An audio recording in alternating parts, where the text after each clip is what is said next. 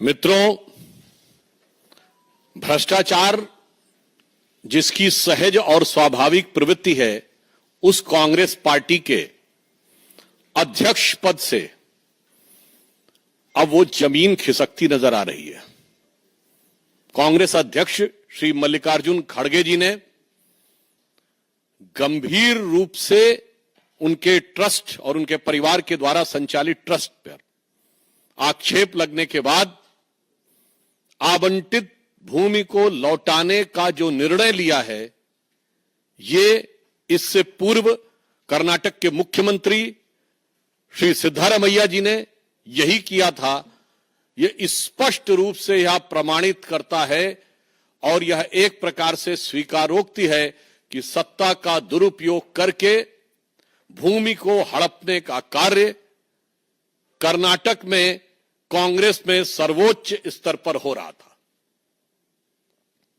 इतना ही नहीं है, मुख्यमंत्री पहले इसमें संलिप्त रह चुके हैं। 2015 में उप मुख्यमंत्री डीके शिवकुमार जी की ऊपर लैंड ग्रैब का केस लग चुका है, जो कि बंगलौर डेवलपमेंट अथॉरिटी के द्वारा 1986 में आवंटित भूमि के समय से चल रहा था। उसके आधार पर था मूडा स्कैम, जो मैसूर अर्बन डेवलपमेंट अथॉरिटी का स्कैम, जिसमें चीफ मिनिस्टर साहब उनके इन्वॉल्व थे। फिर Karnataka industrial ADB land grab, जिसमें कि खड़गे जी की फैमिली के लोग इन्वॉल्व थे। और इतना ही नहीं है, इससे पूर्व कांग्रेस के मुख्यमंत्री रहे कमलनाथ जी का नाम आ चुका है। तो राजस्थान में मुख्यमंत्री रहे अशोक गहलोत जी का नाम बीकानेर के लैंड स्कैम में आ चुका है। तो भूपेश बघेल जी के पास आ चुका है। अर्थात मुख्यमंत्री हो, उप मुख्यमंत्री हो अथवा राष्ट्रीय अध्यक्ष हो। और फिर इतना ही नहीं, आप सबको याद होगा वो नेशनल हेराल्ड केस, जिसमें सोनिया गांधी जी और राहुल गांधी जी के ऊपर आक्षेप है। और यह भी याद करिएगा कि वो केस हमारे जमाने में नहीं शुरू हुआ, अक्टूबर 2013 में दिल्ली हाई कोर्ट के निर्देश पर वो केस दर्ज किया गया था। इससे बहुत साफ हो जाता है कि कांग्रेस में सारा शीर्ष नेतृत्व, किसी भी राज्य का मुख्यमंत्री हो, कोई भी उप मुख्यमंत्री हो, उनके पूर्व राष्ट्रीय अध्यक्ष हो, वर्तमान राष्ट्रीय अध्यक्ष हो, और चिरयुवा नेता हो या बुजुर्ग नेता हो, सब एक दृष्टि में समान है कि गरीब की भूमि कैसे हड़पनी है। सब भ्रष्टाचार में, भूमि हड़पने के आंदोलन में बहुत समान रूप से संलिप्त हैं। कभी कभी मुझे लगता है कि एक वो कांग्रेस पार्टी थी जो महात्मा गांधी के आदर्शों से प्रेरित थी और आचार्य विनोबा भावे जी ने भूदान आंदोलन चलाया था। आज राहुल गांधी जी और सोनिया गांधी जी के विचारों से प्रेरित एक कांग्रेस पार्टी है जो भू हड़प आंदोलन चला रही है। तो यह कांग्रेस का नैतिक पतन है, भूदान से लेके भू हड़प तक। और इतना ही नहीं, आपको ध्यान हो, सर्वोच्च स्तर तक, मतलब आज वहां चीफ मिनिस्टर और राष्ट्रीय अध्यक्ष अगर इन्वॉल्व है। आप कल्पना करिए कि किसी दूसरी पार्टी के या हमारी पार्टी के किसी इस स्तर के नेता पे आरोप लग गया होता तो उसके बाद किस ढंग का वितंडावाद मचाया गया होता। और आज जिस प्रकार की चुप्पी कांग्रेस पार्टी ने और इंडी गठबंधन के सारे दलों ने साध रखी है, उसके ऊपर हमारा उनसे सीधा सवाल है। और यह साफ दर्शाता है कि जनता की गाढ़ी कमाई से बनी हुई सरकारी संपत्तियों को हड़पने में ये सब एक दूसरे से मिले हुए हैं और सब एक दूसरे को मौन समर्थन दे रहे हैं। नेशनल हेराल्ड केस में आप सबको याद होगा, कभी आपने सुना है कि कोई ऐसी कंपनी जिसमें सैकड़ों करोड़ की, मतलब 2000 से लेकर 3000 करोड़ तक की संपत्ति हो और वो 90 करोड़ की देनदारी में बिक जाए? और वो भी जबकि तीन अखबार उसके थे। आप सब पत्रकार हैं, मैं कहना चाहता हूं 3 अखबार, नेशनल हेराल्ड, हिंदी में नवजीवन और उर्दू में कौमी आवाज। 10 साल इनकी सरकार रही, ज्यादा नहीं, केवल 1-1 करोड़ का विज्ञापन देते रहते तीनों अखबारों को, तो 10 साल में कर्जा उतर जाता 90 करोड़ का। राजीव गांधी फाउंडेशन को 150 करोड़ मिल सकते थे, मगर इनके अनुसार स्वतंत्रता आंदोलन का संचालन करने वाले नेशनल हेराल्ड की सोसाइटी को सरकारी विज्ञापन और सरकारी अनुदान नहीं मिल सकता था, वो 90 करोड़ में बिकना था। तो जो प्रवृत्ति राहुल जी और सोनिया जी में दिख रही थी, वही मल्लिकार्जुन खड़गे जी में दिख रही है, वही सिद्धारमैया जी में दिख रही है, वही डीके शिव कुमार जी में दिख रही है। और इस विषय के ऊपर हमारे कर्नाटक की तरफ से भी ये विषय कई बार उठाया गया और ये मामला इतना आसान नहीं है।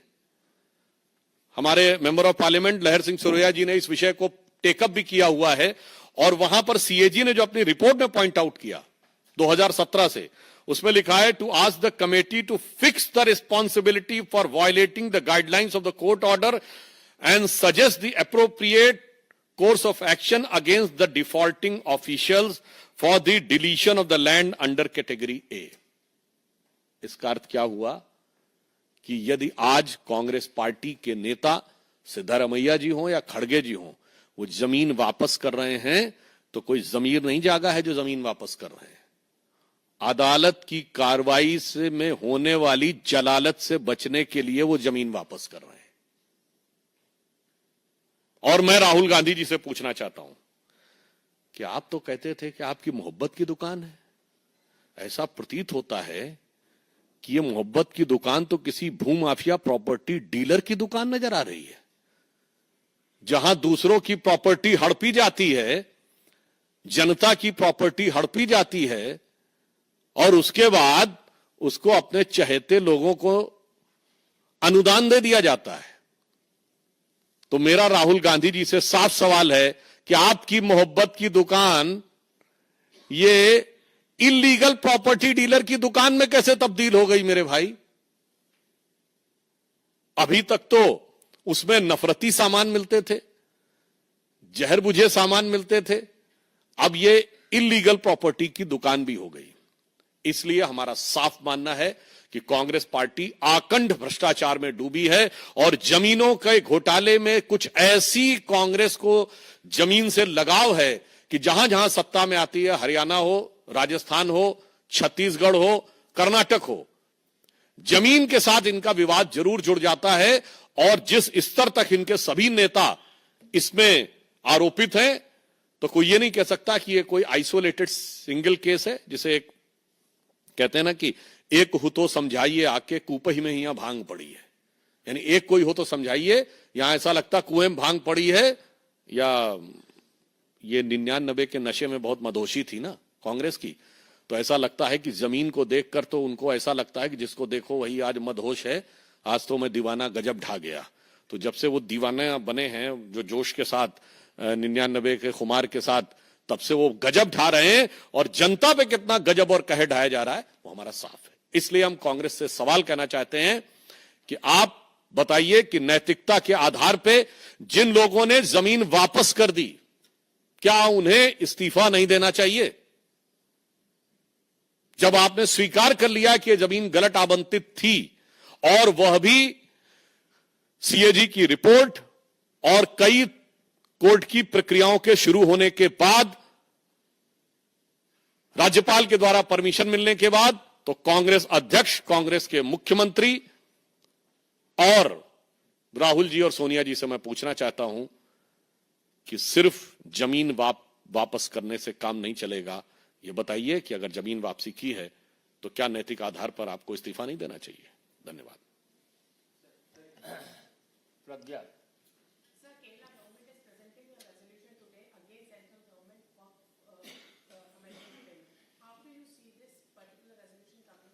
पहले इस विषय पर कोई सवाल हो तो आप पूछ सकते हैं। नीरज पांडे। सर, क्या भारतीय जनता पार्टी इस मुद्दे को सड़क पर भी ले जाए, क्योंकि वो उन्होंने तो हाथ खड़े कर दिए कि हमने जमीन वापस कर दी है, कोई मामला ही नहीं बनता। मेरे विचार से ये तो वो स्थिति हो गई, इसको शब्दशः ना लिया जाए। यदि किसी ने किसी की कोई चीज चुरा ली हो और एफआईआर दर्ज हो जाए, वो कहे मैंने वापस कर दी, तो मामला नहीं बनता है। मुझे लगता है अगर कोई इस प्रकार के तर्क देता है तो इसका मतलब श्री राहुल गांधी जी को जो एक संज्ञा दी गई थी, जो अब वो प्रयोग नहीं की जाती है, वो जनता को वो समझने की गलतफहमी न रखे। आप वो हो सकते हैं वो शब्द, मगर जनता वो नहीं है कि आप इस ढंग के बचकाने तर्क देकर बचने का प्रयास करें। देवेंद्र पड़ा सर, एक मिनट शायद सुधांशु। और ये भी बताइए, हम उनसे पूछना चाहते हैं कि अगर उन्होंने मान लिया कि गलती हो गई तो एफआईआर कब करेंगे? कर्नाटक सरकार एफआईआर कब करेगी? बाकी तो हर चीजों के ऊपर बहुत तरीके से होती है। इसलिए पुनः हमारा नैतिक सवाल आज भी उनके लिए एक राजनीतिक यक्ष प्रश्न बनकर खड़ा है।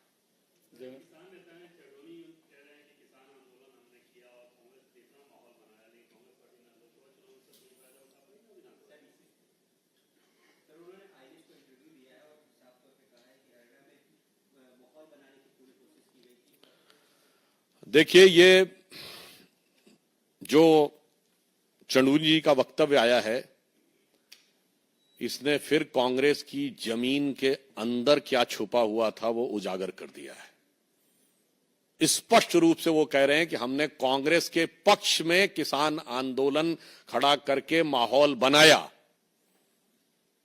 और कांग्रेस उसका लाभ नहीं ले सकी। और वो कई वैसे शब्द प्रयोग कर रहे हैं भूपेंद्र हुड्डा जी के लिए, जिसको हम यहां पर नहीं रिपीट करना चाहेंगे। मगर एक बात बहुत साफ हो गई, अब कांग्रेस की कलई खुल गई। बहुत साफ हो गया कि जिस आंदोलन को वो सहज और स्वाभाविक आंदोलन कह रहे थे, वो कांग्रेस के द्वारा प्रायोजित और पोषित आंदोलन था। ये आज के चंदूनी जी के इस वक्तव्य से साफ हो गया। वो राहुल गांधी जी के शब्दों में दूध का दूध, पानी का पानी हो गया। अब मुझे लगता है कांग्रेस को इसके बाद शर्म से पानी पानी हो जाना चाहिए।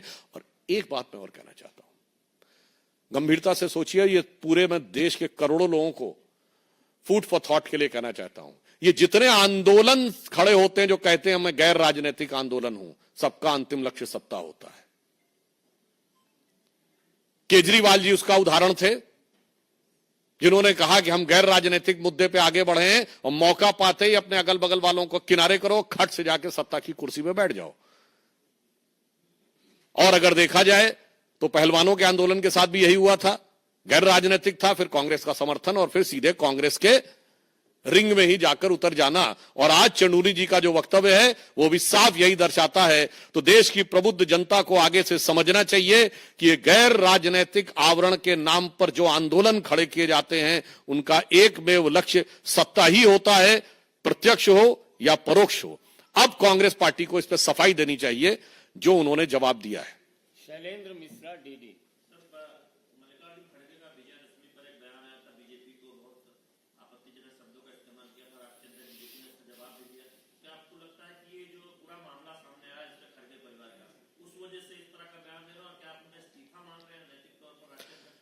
मुझे लगता है कि अगर वो कांग्रेस पार्टी ये कहती है कि वो 138 साल पुरानी कांग्रेस पार्टी है, मैंने पुनः कहा, जो ये कहती है वो गांधी के आदर्शों पर चलती थी, जिस पार्टी के में कभी विनोबा भावे जी ने भूदान आंदोलन चलाया था, अब ये भू हड़प आंदोलन चला रहे हैं, इसके बाद भी ये इस्तीफा नहीं देंगे।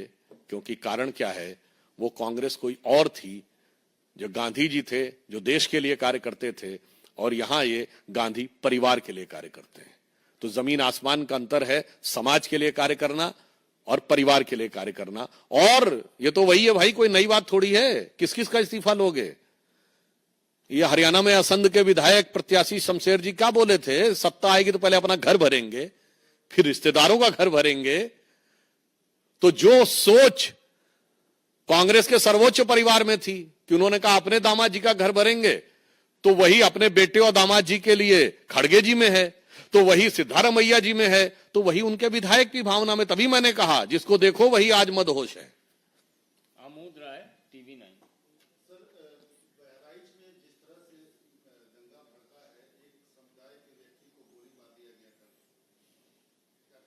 देखिए, इस पे उत्तर प्रदेश के मुख्यमंत्री जी ने बहुत कड़ाई के साथ कहा है कि जिन लोगों ने भी माहौल बिगाड़ने की कोशिश की उन्हें बख्शा नहीं जाएगा। मगर एक बात और गंभीरता से सोचिए कि ये किसकी ताकत बढ़ गई है जो पिछले कुछ समय से इस ढंग की घटनाएं देश में बढ़ गई हैं।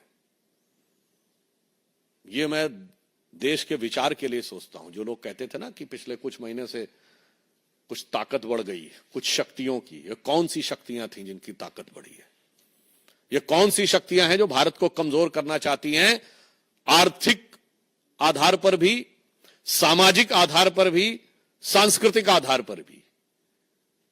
ये सब कहीं ना कहीं उन्हीं शक्तियों के टूल बने हुए हैं जो ये घटनाएं हैं। और फिर मैं दर्शकों से कह रहा हूं, मैं सारे देश से अब विचार करने के लिए कह रहा हूं कि पिछले 4 महीने में ऐसी घटनाएं क्यों हो रही हैं। कहीं कोई ईमेल आ जाता है कि ऐसा कुछ होने वाला है, कहीं पर रेल की पटरियों के ऊपर कुछ हो रहा है, कहीं पथराव हो रहा है। इनको अलग अलग घटनाओं के रूप में मत देखिए, इन्हें समेकित रूप में इंटीग्रेटेड फॉर्म में देखिए, तो भारत के खिलाफ होने वाले षड्यंत्र को आप बेहतर समझ सकेंगे। प्रज्ञा, एक मिनट सर, एक minute Pragya.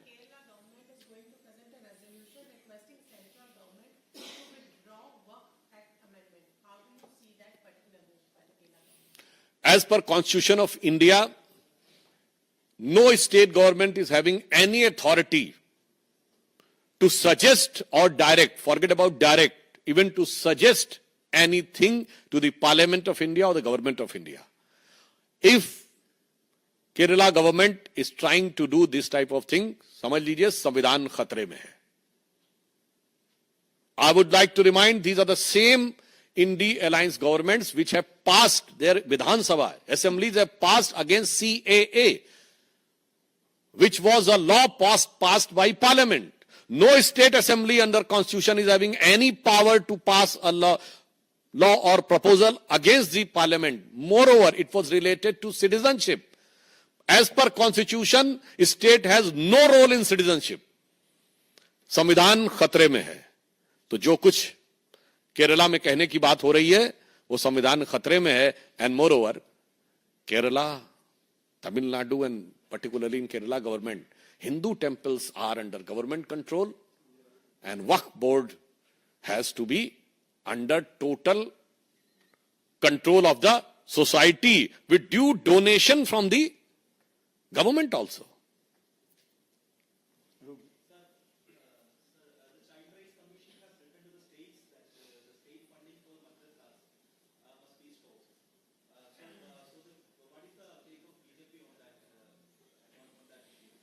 In this context, our state governments will take an appropriate action in accordance with the law and the direction given.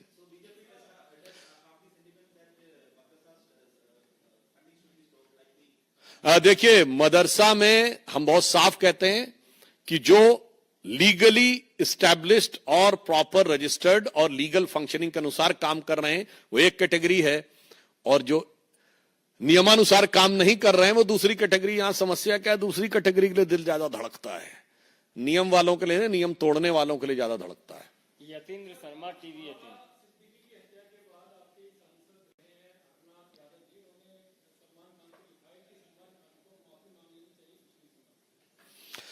इस विषय पे उस दुखद हत्या के ऊपर हमारे महाराष्ट्र के गृह मंत्री और मुख्यमंत्री दोनों ने कहा है कि उस पर प्रभावी कार्रवाई की जा रही है और सरकार उसमें जो गुनहगार हैं उनको पकड़ने में भी सफल हुई है, कुछ को, और बाकियों के ऊपर उपयुक्त और प्रभावी कार्रवाई होगी। नीरज पांडे।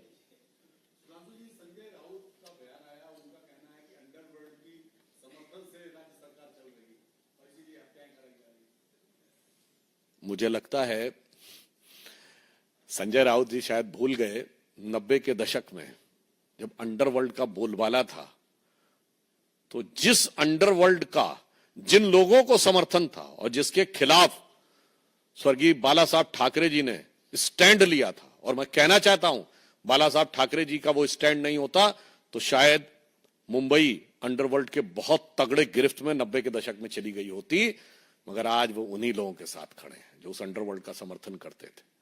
तो मुझे लगता है अंडरवर्ल्ड का इतिहास और आज का अपना वर्तमान देख लें तो पिक्चर ज्यादा क्लियर हो जाएगी। आयुषी मिश्रा। राष्ट्र बाल अधिकार संरक्षण की तरफ से जो मदरसों पर कार्रवाई की जा रही है उसको लेकर मौलाना शहाबुद्दीन का बयान आया है। उनका कहना है पहले वो इसका इतिहास पढ़ ले मदरसों का, उसके बाद इस तरह की कार्रवाई करे, और उनका कहना है मौजूदा सरकार लगातार मदरसों पर हमला कर रही है। इसका उत्तर वैसे दिया जा चुका है। हम पुनः कह रहे हैं, दो प्रकार के मदरसे हैं, एक जो नियमानुसार चल रहे हैं और नियम का पालन करते हुए चल रहे हैं, और अधिकांश ऐसे हो गए थे जो कि नियमानुसार नहीं चल रहे थे अनेक राज्यों में, तो हमने केवल उसके ऊपर कार्रवाई की है, किसी भी प्रकार का कोई वो नहीं। और बाकी जो आयोग ने कहा है उसके अनुसार जो युक्ति सम्मत विधि सम्मत कार्रवाई होगी वो सरकार करेगी। बहुत बहुत धन्यवाद।